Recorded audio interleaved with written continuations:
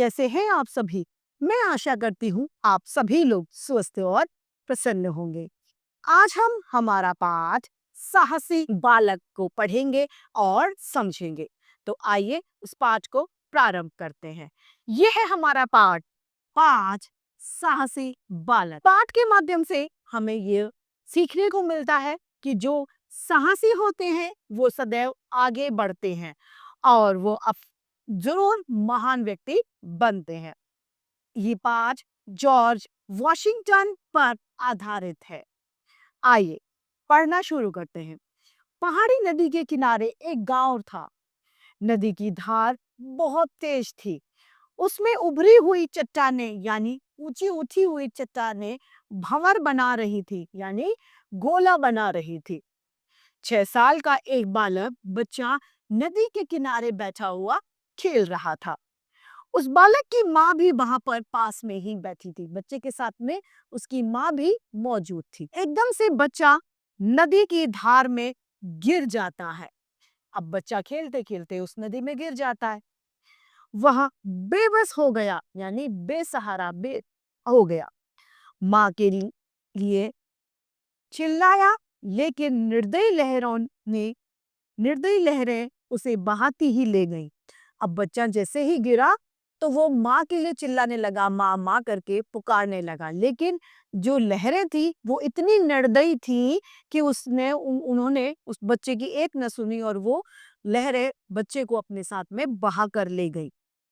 माँ सिर पीटती रह गई। अब जरा सोचिए, वो माँ जो अपने बच्चों से सबसे ज्यादा प्यार करती है, अपने आप से भी ज्यादा प्यार बच्चों से करती है, उस माँ के सामने उसका बच्चा पानी में बहा जा रहा है। तो उस माँ की स्थिति को जरा आप सोचिए। वह चिल्लाई, अरे कोई मेरे लाल के प्राण बचाओ, यानी कोई मेरे बेटे के प्राण यानी जीवन को बचा लो। मगर कौन था जो वो उसकी बात को सुनता? कौन अपने जीवन को खतरे में डालता? गांव के लोग वहां पर जुट गए यानी इकट्ठे हो जाते हैं। लेकिन मगर किसी की हिम्मत ना थी कि उस महिला के बेटे की जान बचाने के लिए अपनी जान को खतरे में डाले। लेकिन उसके बावजूद भी किसी ने हिम्मत नहीं की जो उसके बच्चे को बचाने के लिए कोशिश की जाती।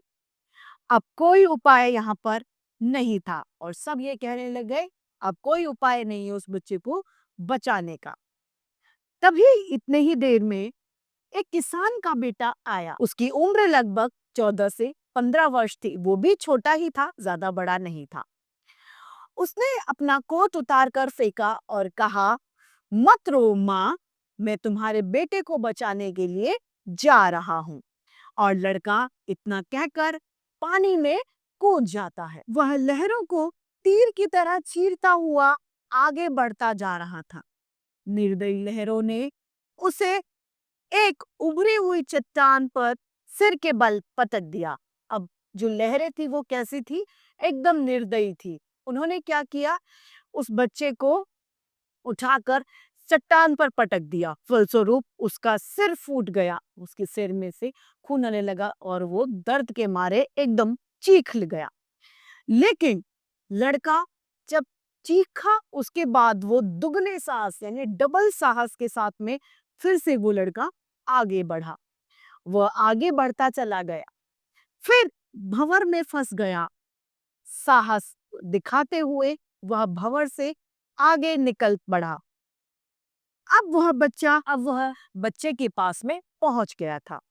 अंत में उसने पकड़ लिया और धारा को काटता हुआ किनारे पर आने लग जाता है। नदी किनारे जितने भी लोग खड़े थे वो सभी उसका अद्भुत साहस देखकर बहुत हैरान यानी आश्चर्यचकित रह गए कि बताइए इस बच्चे ने कैसे इस बच्चे की जान बचा ली।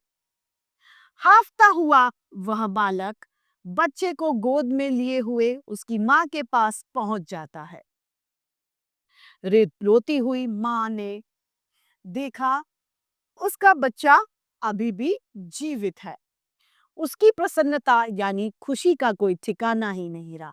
अब जरा सोचिए, जो माँ एक पल पहले ये सोच रही थी जब सब कह रहे थे कि अब आपका बच्चा नहीं बचेगा, और जब उसने देखा कि अब मेरा बच्चा जीवित है, तो उस माँ की खुशी का कोई ठिकाना ही नहीं रहा। वो माँ इतनी ज्यादा खुश हो गई। उसने प्राण बचाने वाले बालक का मस्तक चूम लिया, उसके माथे को उसने चूमा और उस बच्चे को आशीर्वाद दिया। वह उसे बहुत सारा धन भी देना चाहती थी। उस बच्चे की माँ जिसकी जान बचाई गई थी, वह उस 15-16 वर्ष के बच्चे को पैसे भी देना चाहती थी। लेकिन बालक ने कहा, माँ मुझे आशीर्वाद दो कि मैं अपने देश की सेवा का सौभाग्य प्राप्त कर सकूं। वही बालक खड़ा होकर, वही बालक आगे बड़ा होकर संयुक्त राष्ट्र का पहला राष्ट्रपति बना। उसका नाम था जॉर्ज वॉशिंगटन। उसी के नाम पर वॉशिंगटन शहर बसाया गया, जो आज उस देश की राजधानी भी है। यानी इस पाठ से हमें सीख मिलती है कि कठिन से कठिन परिस्थिति को भी हम साहस से, आराम से सुलटा सकते हैं। बस कमी किस चीज की नहीं होनी चाहिए? साहस की। तो इसी सीख के साथ में हमारा यह पाठ साहसी बालक समाप्त होता है।